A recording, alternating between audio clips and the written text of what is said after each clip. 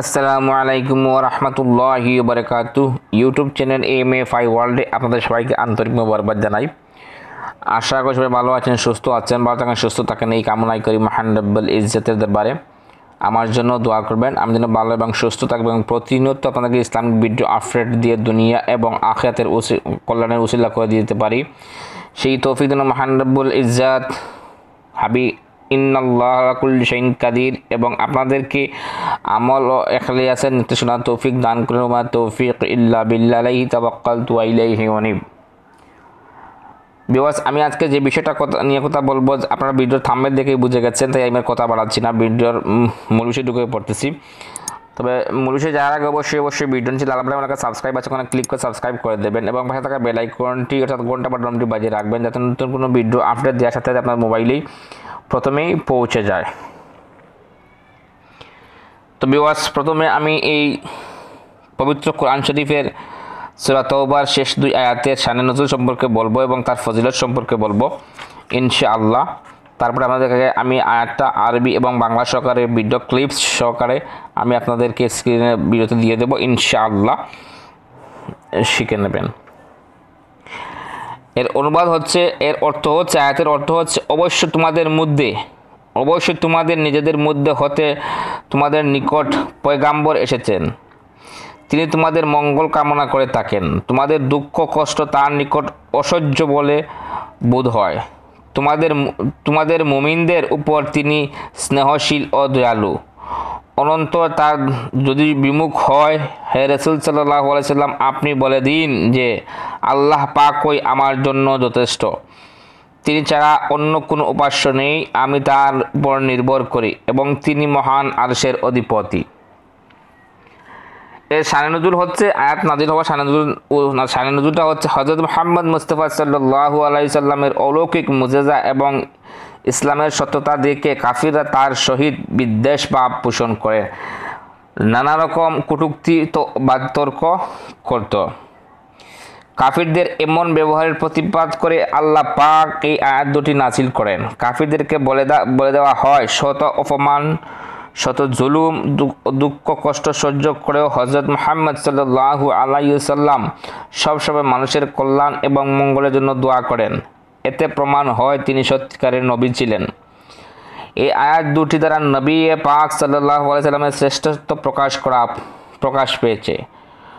দুনিয়ার যত নবী রাসূল প্রেরিত হয়েছেন, এমন কি কোনো নবী তার সম্প্রদায়ের লোকদের ব্যবহারের বিরক্ত অসন্তুষ্টি প্রকাশ করেছেন?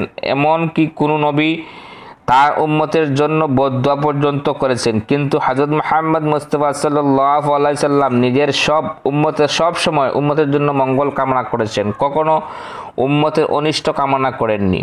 তিনি তার উম্মতের জন্য দোয়া করতেন, এই জন্য তাকে সৃষ্টির শ্রেষ্ঠ মানব বলা হয়। শ্রেষ্ঠ নবী রূপে আল্লাহ পাক মনোনীত করেছেন। আল্লাহ পাক তাকে রাহমাতাল লিল আলামিন, উভয় জগতের শান্তির বাহক হিসাবে মনোনীত করেছেন। রাউফুর রহিম, আল্লাহ পাকের শ্রেষ্ঠ দুইটি সিফাত নাম স্নেহ ও দয়ার কথা বলা হয়েছে। এই আয়াতে আল্লাহ পাক রাসূল সাল্লাল্লাহু আলাইহি সাল্লামের কে দুটি পবিত্র নামে সিফাতে ভূষিত করেছেন। সুবহানাল্লাহ সুবহানাল্লাহ। এই আয়াতটা কত শক্তিশালী মজবুত তা আপনারা অবশ্যই বুঝতে পেরেছেন। তো এর ফজিলত সম্পর্কে আমি আপনাদেরকে বিস্তারিত আলোচনা করতেছি। প্রায় অনেকগুলো ফজিলত, তার মধ্যে ৬-৭টা ফজিলত সম্পর্কে আপনাদেরকে অবশ্যই আমি আলোচনা করব খুব সংক্ষেপে। এই আয়াত প্রথম ফজিলতটা হচ্ছে, এই আয়াত প্রত্যেক দিন ৪১ বার পাঠ করলেন নবী করিম সাল্লাল্লাহু আলাইহি সাল্লামকে স্বপ্নে জিয়ারতের নসিব হয়। ২. প্রত্যেক ফরজ নামাজের পর কোনো লোক এই পবিত্র দুটি আয়াত ৭ বার পাঠ করলে সে যদি দুর্বল থাকে তবে সবল হবে, লাঞ্ছিত থাকলে সম্মানিত হবে, পরাজিত থাকলে জয়ী হবে, গরিব থাকলে ধনী হবে, বিপদগ্রস্ত থাকলে বিপদমুক্ত হবে, তার অপমৃত্যু হবে না, তার আয়ু বৃদ্ধি হবে, তার সমস্ত কাজ সহজ হয়ে যাবে, স্বপ্নযুগে নবী পাক সাল্লাল্লাহু আলাইহি সাল্লামকে দেখা যেতে পারে। ৩. অসুস্থ অবস্থায় এই আয়াত দুটি পাঠ করলে আরোগ্য লাভ করবে। ৪. হযরত আবু বকর ইবনে মেহদি হাবিবে কিবরিয়া পাক সাল্লাল্লাহু আলাইহি সাল্লামকে স্বপ্নে দেখলেন। নবী করিম সাল্লাল্লাহু আলাইহি সাল্লাম তাকে হুকুম করলেন, শিবলি তোমার নিকট আসলে তুমি তাকে সম্মান করো। অর্থাৎ শিবলি তোমার নিকট আসলে, শিবলি নামে একজন লোক, শিবলি তোমার নিকট আসলে তুমি তাকে সম্মান করো। আমি তাকে সম্মান করে থাকি, কারণ তিনি 80 বৎসর পর্যন্ত প্রত্যেক ফরজ নামাজের পর সূরা তওবার শেষ 2টি আয়াত পাঠ করতেন। সুবহানাল্লাহ। প্রত্যেক ফরজ নামাজের পর উপরের আয়াত দুটি একবার পাঠ করলে কিয়ামতের দিন নবী পাক সাল্লাল্লাহু আলাইহি ওয়াসাল্লাম তাকে সুপারিশ করে জান্নাতে নিয়ে যাবেন। 6 যে কোনো বিপদ আপদের সময় এই দুটি আয়াত পাঠ করলে সকল বিপদ আপদ দূর হয়।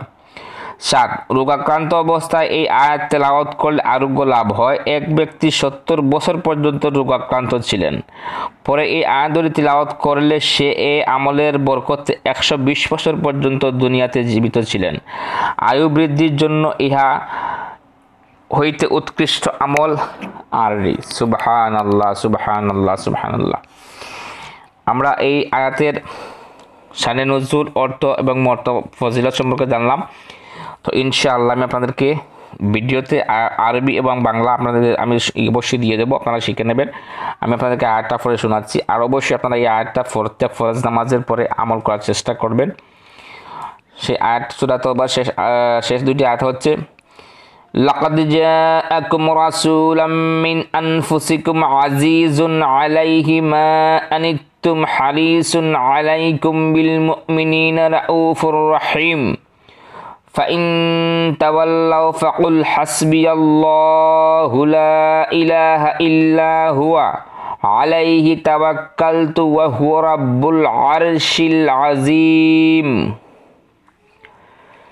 لقد جاءكم رسول من أنفسكم عزيز عليه ما عنتم حريص عليكم بالمؤمنين رؤوف رحيم فإن تولوا فقل حسبي الله لا إله إلا هو عليه توكلت وهو رب العرش العظيم।